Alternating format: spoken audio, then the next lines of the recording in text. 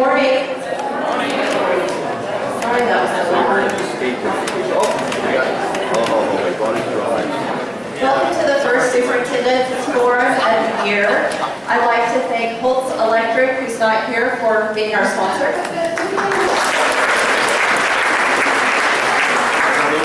So for all of your electrical needs, please contact Holtz Electric.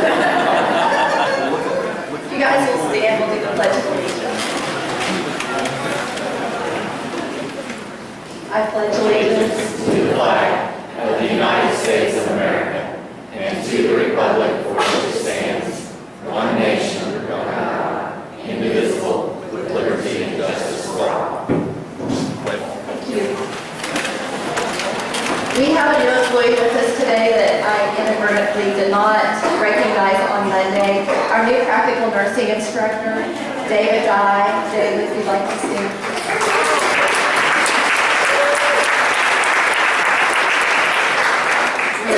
We are really glad to have her, as I think Trudy and Scarlett are as well, and Janet. Next on the list, we have several employees who have received awards over the past couple of weeks, and we'd like to recognize them at this time. Scott Sutherland, where are you, Scott? Stand up, please. He has received the American Welding Society Memorial Instructor National Welding Award.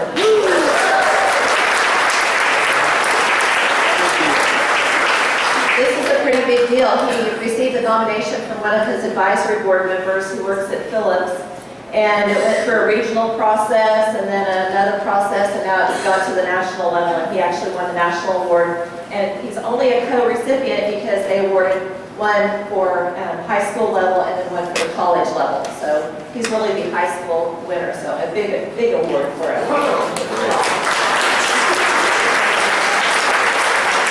The last time Deanne gets to be recognized for this award, Support Staff of the Year. Okay. And then we had two staff members win, they were awarded their Silver Key Award, which means they've been a member of OKACTE for 25 consecutive years. That was Tammy Strobel and Jeanette Miller.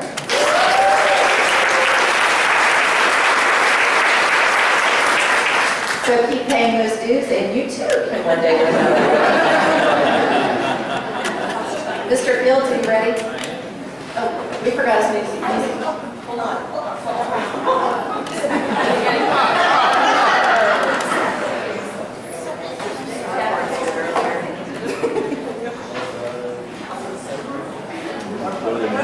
Wait for it.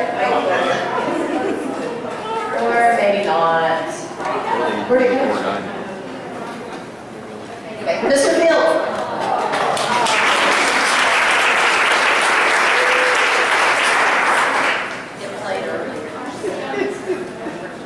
I don't even know what to say about that. Happy Friday, everybody. Good to see you all. Thank you so much. Is everybody ready for the weekend? Long week, hasn't it? I'm looking forward to it as well. I just have a few remarks for you today. We have a pretty full agenda, lots of information to share with you today, so I'm going to jump right into it. First, I think it might be appropriate. Dennis, Angie, would you like to introduce with your grandson? Great, we have a guest with us. Our grandson drifted all the way from the big city of Coffeyville. Glad you can be with us today. We also have Dr. Gil Greenwood with us. Everybody knows our favorite board member.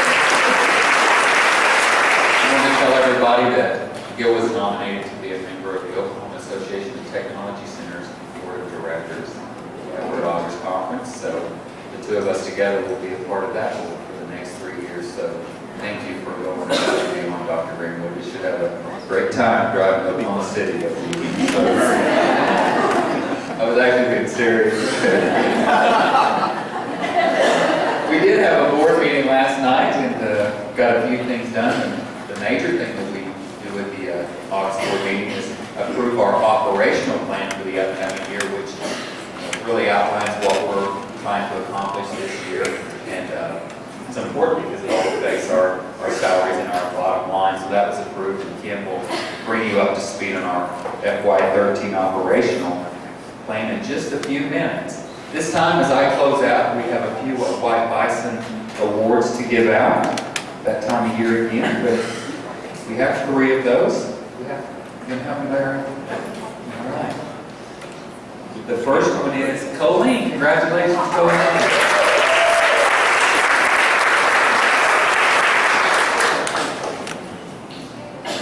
And Zeb Hedges. Zeb.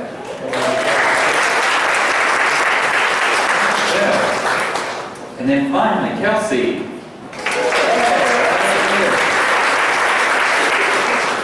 That's all I have for you today. Any questions for me?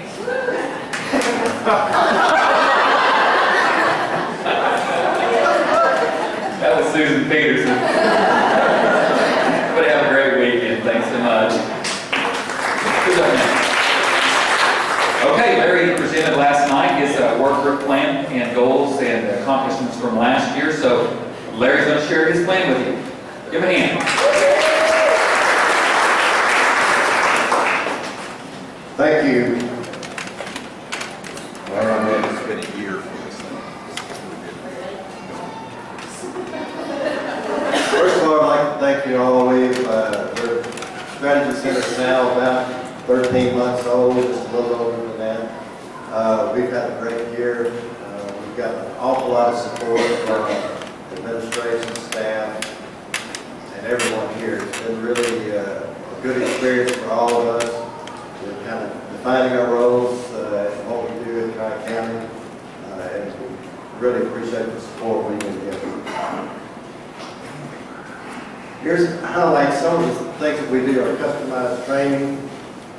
One of our primary contracts, our largest contract last year, was about $24,000, was with AGD.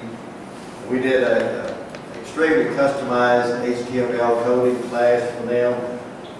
We partnered with an adjunct professor, Dr. Cochran from Oklahoma Wesleyan, tailored this training specifically to their needs. And what it did was it allows them to deliver their technology around the world. This is not a canned program. We were in competition with the Tulsa Community College, but they were just offering a canned program. We were able to go in and find out exactly what they need. And David did a great job for us, and they really appreciate what we did for them.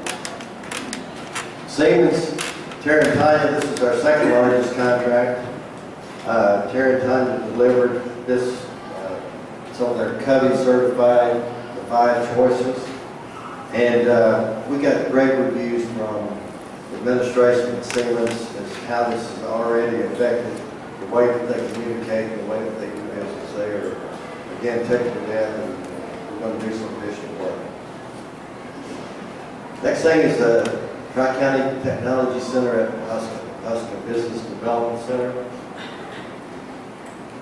These are just some of the pictures of when it was in process and progress. You see the construction. It took a long time for this to finally get finished. And we're down to the last few little nuts and bolts, and Dennis has been working hard. This was taking about a week and a half ago. So that's what it looks like now. We have all the furniture in, and everything is just it's going good. Cindy Elmer, would you stand up, please?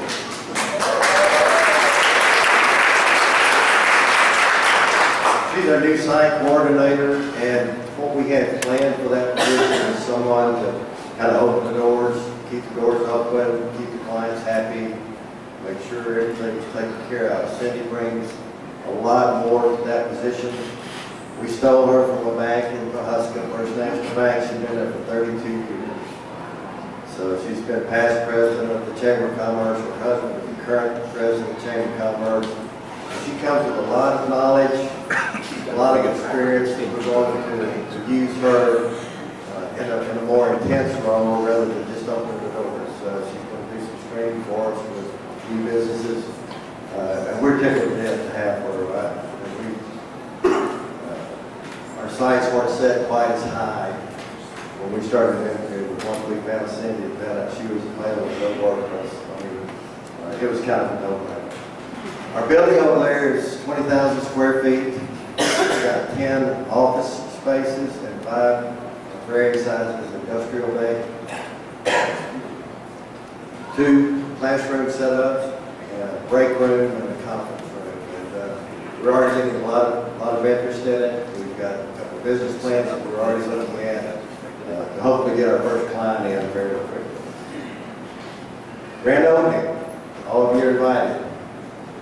It's starts at 5:15, August 21st at the Alaska Business Center. And at 5:15 there will be a lesson by Chief of the Osage, John Reddy. He's going to bless the building, and then we'll have a ribbon cutting with the Chamber of Commerce. This is in conjunction with the Chamber of Commerce and Business After Hours. So, as I say in the words of Dr. Stroll, we're trying to make it a pretty dang big deal. We have invited a lot of dignitaries, a lot of legislators. Not sure how many show up, but we sent out over 200 invitations. So we'd love to have all of you there representing Tri-County. Tanya, Cindy, Jane Ann, Tara, Angie, they've all been working real hard along with Tiffany and her group to set up this open house and grand opening. Gonna have some great food. Jeremy Taylor's gonna be our caterer. So it'll be a pretty big event. We're really looking forward to showcasing this and letting people in Pawhuska and Osage County know that we're here to do business with them and for them. Some of the other things that we did this past year was volunteer firefighters and firefighter training. This is something that we took over and had done in Stillwater. The firefighters were having to travel to Stillwater, spend the night, spend a lot of money on food, and pay a pretty hefty sum. We're able to do it for them here. They didn't have to travel. They were able to stay at their house at night, and we did it at a reduced rate. So it was kind of a win-win for all of us. Next thing is the continuing ed for volunteer firefighters. Cindy and Tanya and Tara went down and visited with Mr. Todd down in Vera. He's in charge of all of the volunteer firefighters in this area. And so we set up to do some intensive long-term training for them. This is going to really help us with our enrollment in the Strategy Center. It's also going to be really beneficial to those volunteer firefighters. Our focus for the coming years, oil and gas is one of the things that's really been underserved here in this community. And we're so heavily dependent on energy in this area. So we're designing a forum where we will find out exactly what kind of training that the oil and gas industry needs in this area, from the drillers to the stimulation companies, to the landmen, to the pumpers, the ones that are out there every day checking the wells. So we're going to find out what they need and then customize some training for them. We have some curriculum that's been developed out in Woodward at the tech center out there. We're going to utilize that. So we're really looking forward to that. Medical, healthcare, we're going to do some continuing education on that. And then this year, Tanya is developing a marketing series.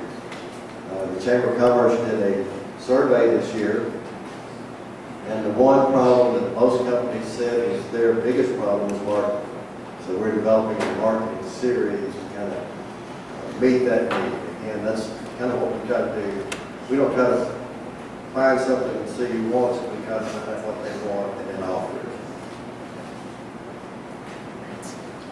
Work group goals for this past fiscal year, 4,500 enrollments was our goal. We're a little over 4,900.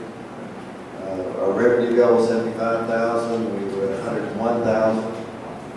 And countless relationships that were built and that are continuing to make evidence to us that were created by some of the work that we did with the Chamber of Commerce, getting the word out. Tiffany's group did a wonderful job for us branding. Shane, I see Shane back there, branding at the Strategy Center.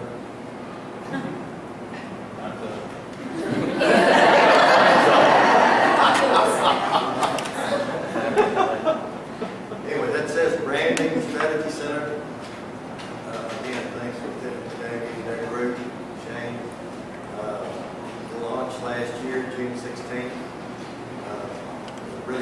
grant that kind of kicked us off, and we've been getting some good feedback from the community. People are calling us, stuff that they've seen out in the community, so we really appreciate it.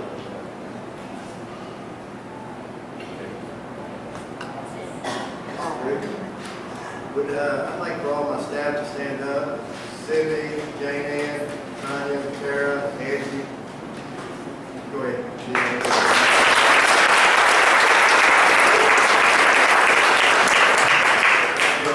Appreciate it.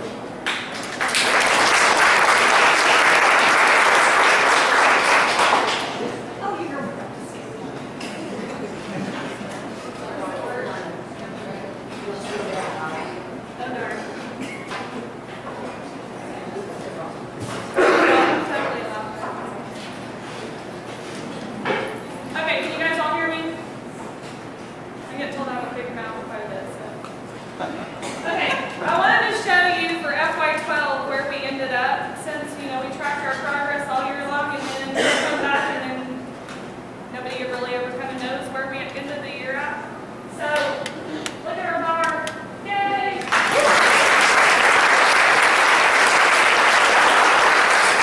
We were 332,000 more collected than what we had anticipated. So, way to go. That was awesome.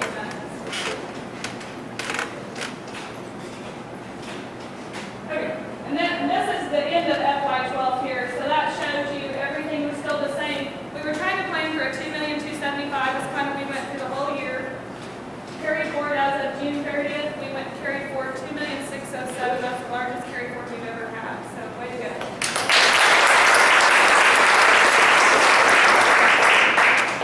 Okay, so now here's where we are today. Now we're caught up. Our budgeted revenue, so for this year we have $9,162,000 that we have budgeted that we're going to collect throughout the year. And then our carry forward, this is whenever I do the budget in June, so I really don't know what our carry forward is yet. So when this budget was done, I was estimating $2,539,000 because we closed about $70,000 in POs in June because you guys calling Laura and letting her know what can be shut out and what we don't need. So thank you guys for that, because see how that does affect the bottom line. So when I revised the budget about October, that number will change to what we really did carry forward, the 2,607. So, we got a little bit extra cushion there right now.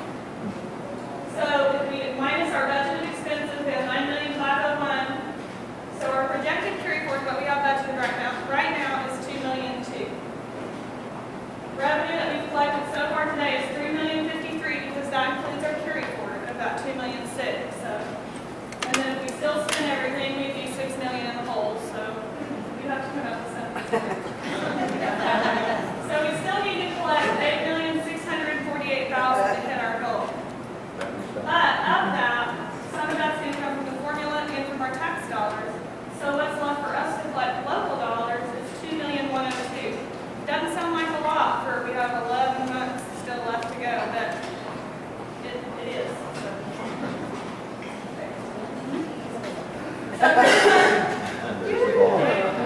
big bar way up there for right now. We'll start scanning, trackling down each time. Okay, this one is just my little fun one that I like to do. The red one is the average. That's what we should collect per month to hit our target for the $2,002,000 at the end of the year. So we collect that $2,001,000 that I just showed you. For between July and August together, we collected $445,000 already because of everybody getting in here and enrolling and all the great staff that did all the enrollments, taking care of all that, and working and getting everybody paid. Their tuition, their financial aid, their grants, and all that stuff. Kudos to all the group that's done all the enrollment stuff, because that's a bulk of our money right there in July, is getting all those kids back in school and enrolled and paid.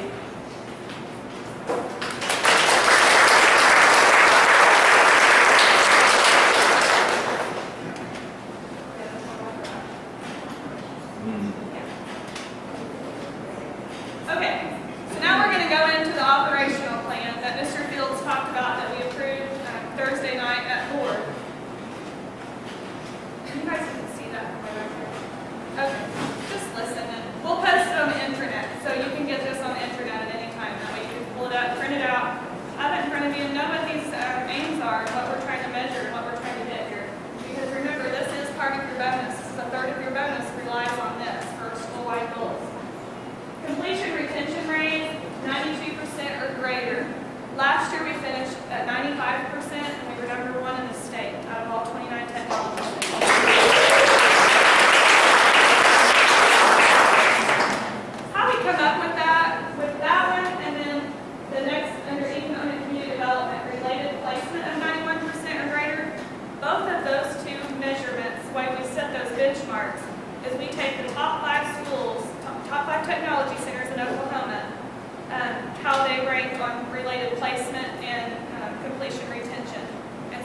those 5 schools and do the average.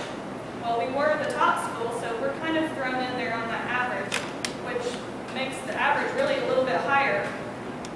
So, but we do have a method of how we're doing that now, so that's good that we have things set, that we're starting to get things that we benchmark off of, and Tammy and Brent will talk more about all their stuff to you in a little bit.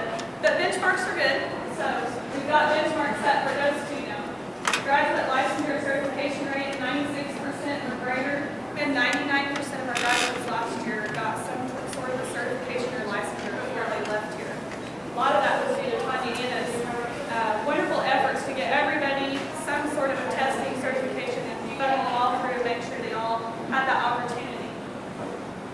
Programs with national certification or recognition, we changed this in a little bit. Last year, remember, we had 11 programs, is what we said would maintain their national certification.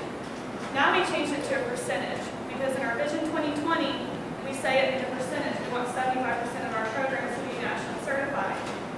So we changed it to a percentage. We're at 62, we still got a little ways to go, but Dr. Sherrill has some really good ideas of different programs that maybe we might put in the future, other programs that have the opportunity to obtain that national certification. So we do have a plan that we should be able to, if everything falls the way it should, we will hit the 75%. Related placement, major initiative under instructional learning excellence. This is our big one this year. We want to earn the Oklahoma Quality Achievement Award. So that's the one that we're going to apply for, because we have to get that before we can apply for the Baldrige. Economic community development, we already talked about related placement, 91%. 100% of staff meet your community service goal. We all know that. We need to get our community service done.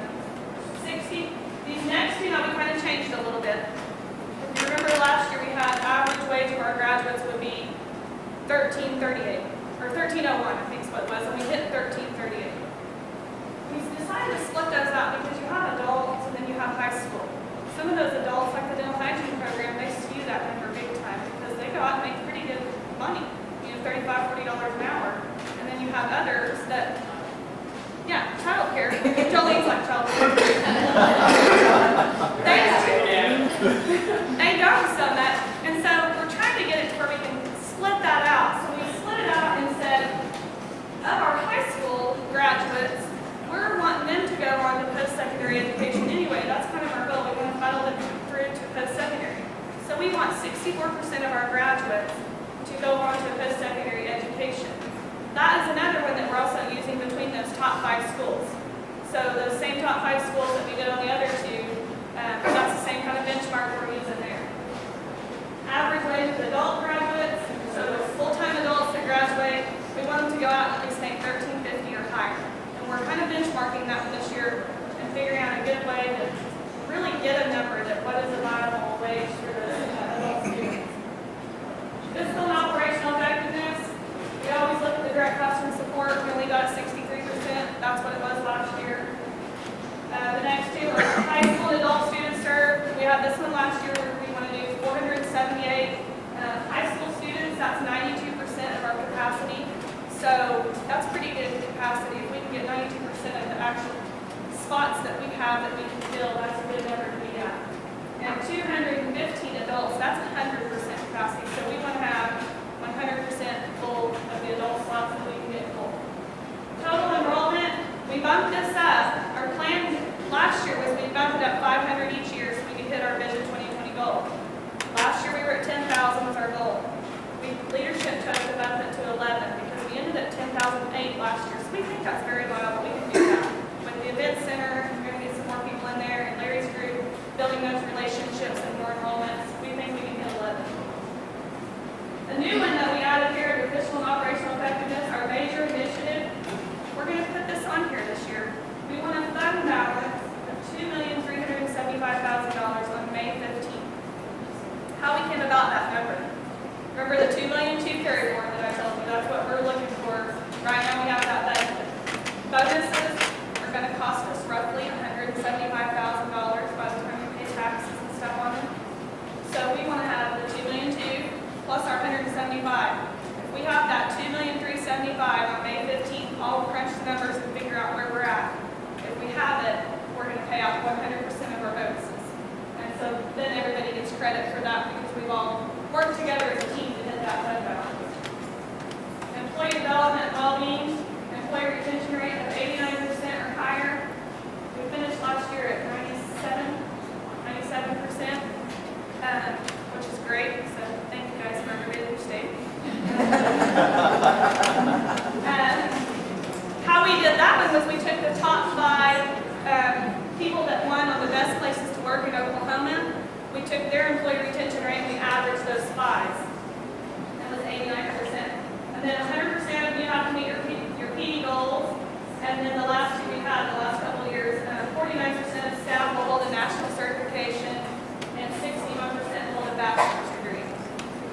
our major initiative under that one is our wellness facility, which I have an update on that too for you.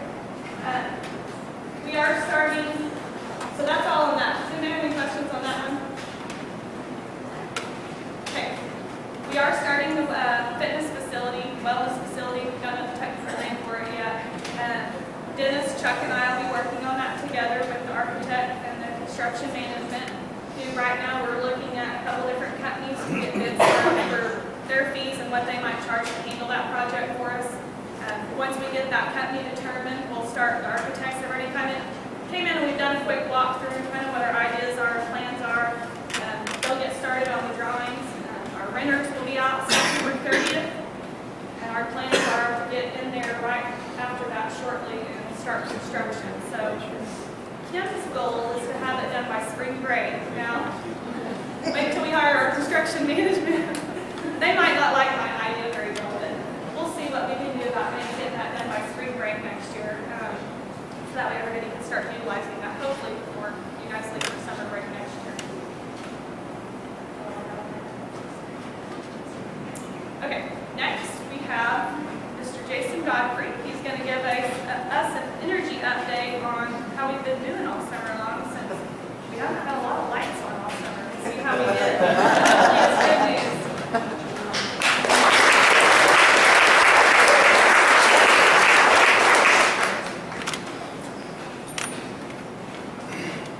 All right, I'll try to be as loud as possible, not drown out everybody in the front. I'll be real quick today. I have a first slide here. Just kind of brings everybody back to speed where we were at right before spring break, or summer break, I'm sorry.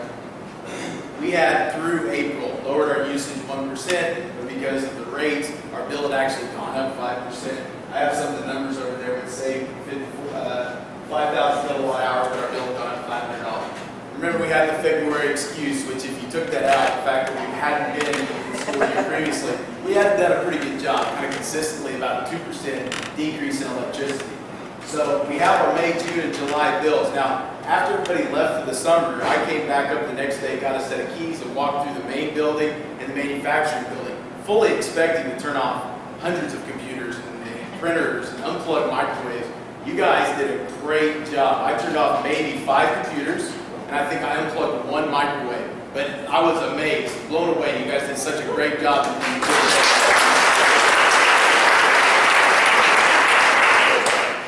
So it paid off. When we add up the 3 bills that we've gotten over the summer months, we saved over 30,000. Is that right? It's wrong. Over 20,000 kilowatt hours over the same 3 months from last year. So cumulatively, that put us at a positive savings. And if you hit the button 2 more times, for the summer months, that's a 3% reduction, which is better than what we were doing through the year. And cumulatively, that's a 2% reduction. Now, we know we've been doing that pretty consistently, but apparently my sacrifices to the electricity gods finally paid off because the rates came down.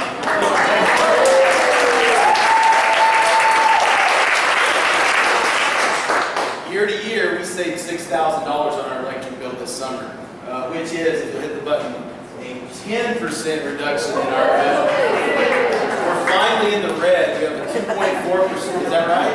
I'm not an accountant. Did I say it correctly? 2.4% reduction year to year. So if you do the calculation, I'll say it's real quiet. I think we get a $13 bonus, but at least we're alive.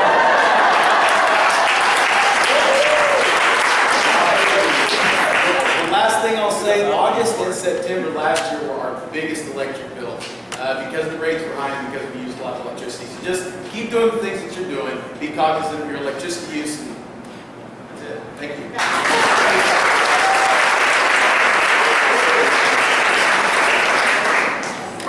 Thank you, Jason. That's super. $13. That's awesome. I don't know if that would feel good this week. Hopefully that won't break in there. On your table, we had some velvet that I know you have been working on as you were dining and talking to your table mates. As you're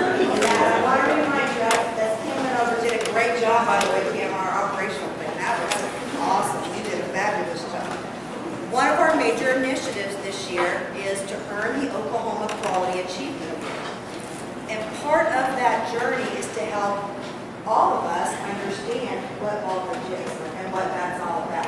And what it really is all about, in a few words, it's our continuous improvement journey. And I know that's a lot of words. It really just means getting better. It means what Jason just did and showing us the data and talking about what we can do to be better and turning off the lights and unplugging the microwaves. That's what continuous improvement is. It's you in your job every day reflecting on how did we do in the past and what can we do to do better. It sounds much more complicated than what it is. And together, we can set goals and see where we are and look at our data, come up with strategies to do things better. What the Oklahoma Achievement Award is about, and Kim talked a little bit about it, we have to earn the Oklahoma Quality Achievement Award before we're eligible for the, oh, am I giving an answer away? I'm so sorry. To be eligible for, oh, it's like, yeah, that's number 4. No, to be eligible for the National Malcolm Baldridge Award. We will not win that award this year because we're applying for it this year. We're applying for it this year. Then in about a year, next school year, at the beginning of the year, we'll have a visit from the Oklahoma Baldridge Examiner people, and they will be sure that we are really walking the talk so we can really show them the Tri-County way. After they come and visit us, then that's when we get the award. Okay? So that's how that cycle works. After we win the Oklahoma award, then we can apply for the big dog, which is the national award. Just like a state contest. Our kids have to win state contests before they qualify for national contests. So we have to win the state contest before we get to qualify for the national contest. It just takes us a little bit longer to get there. On your tables is an exercise. If you haven't had time to read that or to complete that, if you'll take a few moments to do that, then I'm going to turn the program over to Brent and we will grade it together. You cannot turn the page yet. Thank you for asking. If you'll just look at the front page. Those of you who are faculty, you sort of recognize that this is part of the max teaching principles. We had Todd Lewis come in last year and spent a lot of time with us. This is a max teaching exercise. And I have a very hard time being patient for doing that waiting part. Here's the assignment, or here's the question. So I need to be quiet while you take a moment or two and finish the first page. So take about a minute and read through the question.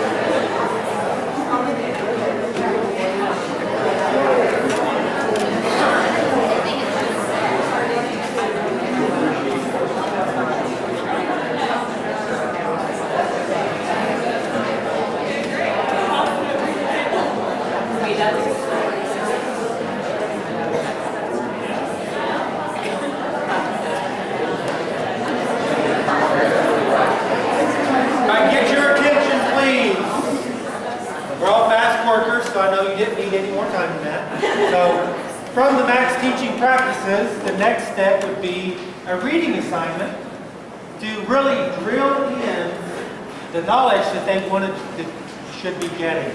So we should, as with all reading assignments in our classroom, we should preview, right? So now let's turn the page. During or after reading, add new check marks or cross through those about which you have changed your mind. Keep in mind that this is not like the traditional worksheet. You may have to put on your thinking cap and read between the lines.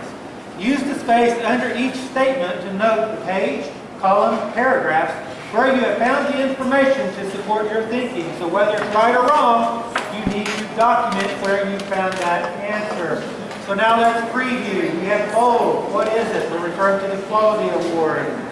Going down the page, there's more bold. Whitetail Baldridge Journey in italicized. Excellence is a journey, not a destination. If you guys don't know it, you're already on the journey. We're already doing a lot of quality practices. Best places to work is an example. We're doing things already. We're in that journey. Let's see, we have a bulleted list. That might be an important piece of information. As we keep going down, how's it structured? Bulleted points above in the Why Take the Baldridge Journey is also italicized. That must be important. Page 2. We have bold headings and bullet points. That's what we have for the rest of the reading assignment. If you would take a few minutes, go through the reading assignment, find your answers, and then let's go in the worksheet on the front page. Now it will be my time to struggle and be quiet.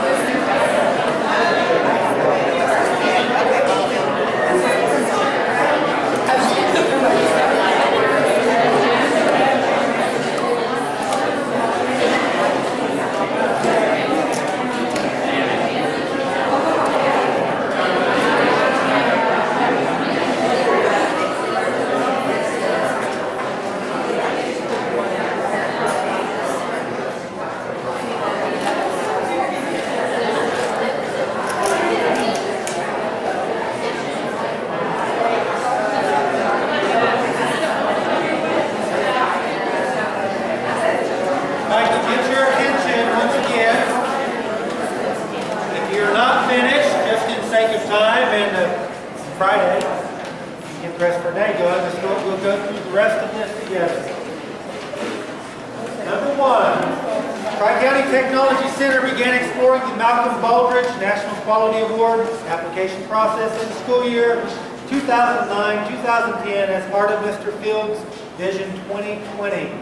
How many of you marked that as a true statement? Okay, it's actually not true. When did we begin?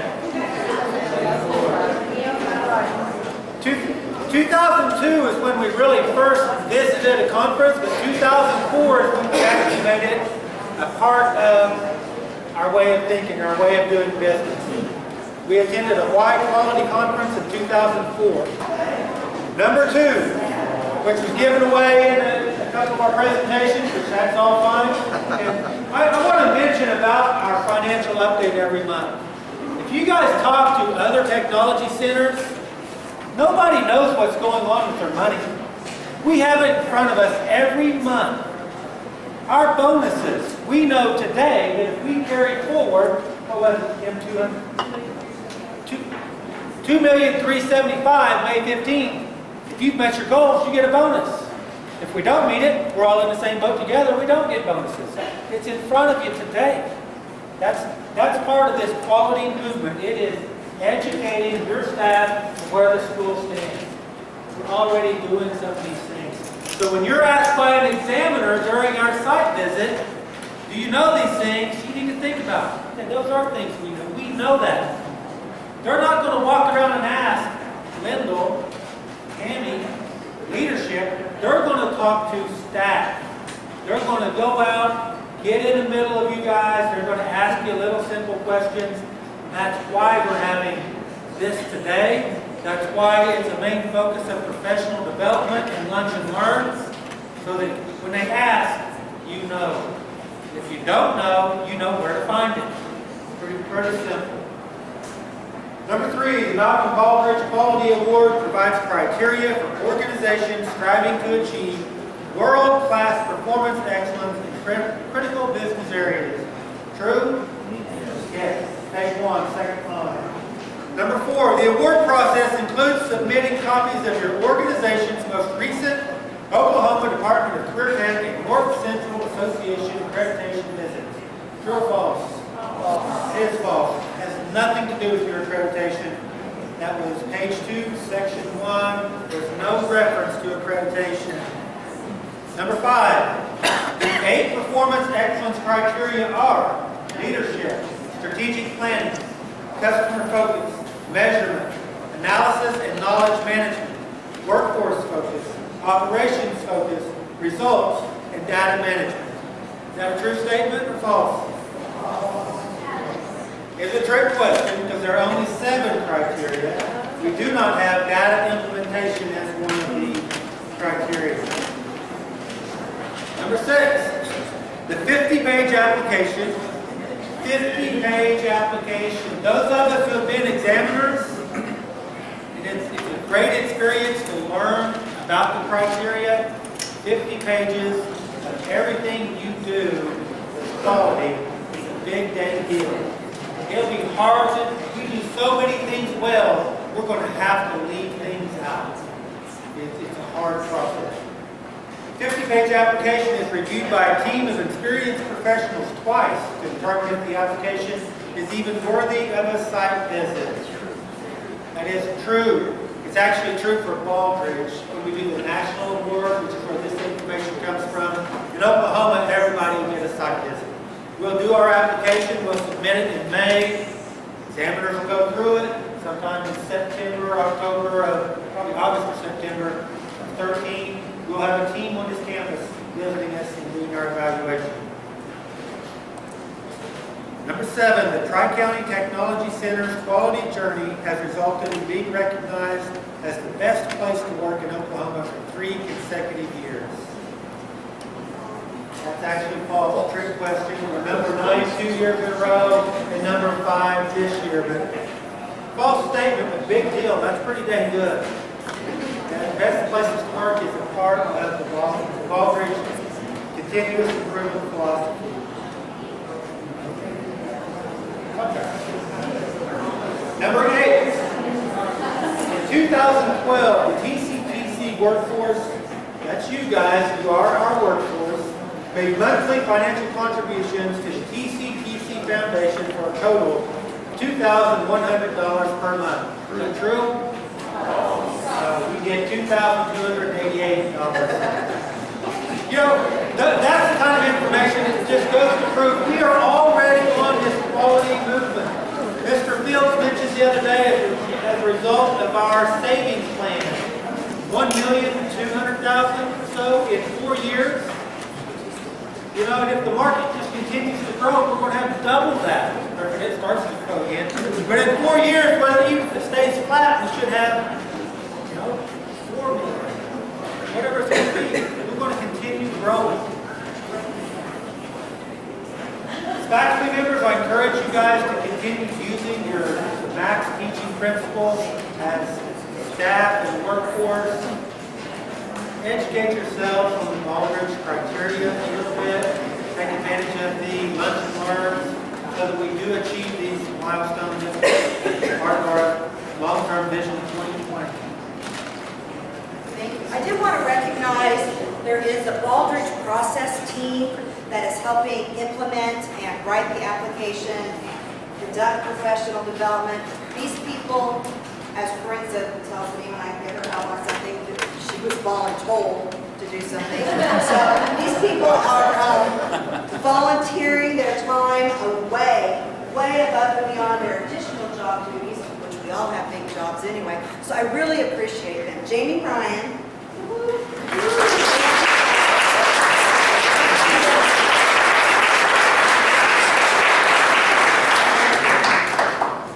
I do want you to mark your calendars for August 24th is our first lunch and learn about Aldrich.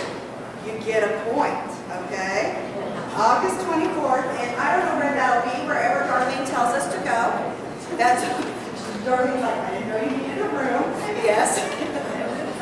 That will be our first Baldrige lunch and learn, where we will go in much more in depth about each one of the 7 criteria and the process. So we're prepared too with the information so we can do better and ask the right questions. I'm going to have now Vanna Deanne. If the sound doesn't work, we'll have to see. A short video about Baldrige and what it's all about and the results and why we're doing it, unless the sound doesn't work. Closed caption. Yeah. I could try to do the sound, but I probably shouldn't. Figure it out sound. Okay. Well, you will see this video on August 24th when you come to lunch and learn. That's all I have. Thank you.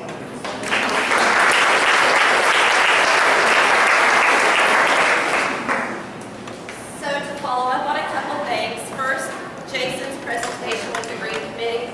My idea is to warm it up a little bit in this room to save energy. And talking about lunch and learns and kind of parlaying that into our master calendar, if there's anything you see on our master calendar that you would like it to automatically pop up on your calendar where you don't have to reference both, let me know and I can include you as an attendee on master calendar so it will send you a meeting request and you can accept it and it will be on your calendar. So all the lunch and learns I can put on your calendar, superintendent's forums, I can do that. Shoot me an email. Don't tell me in the hallway, shoot me an email and I'll do it. Finally, committee signups are in the gathering place.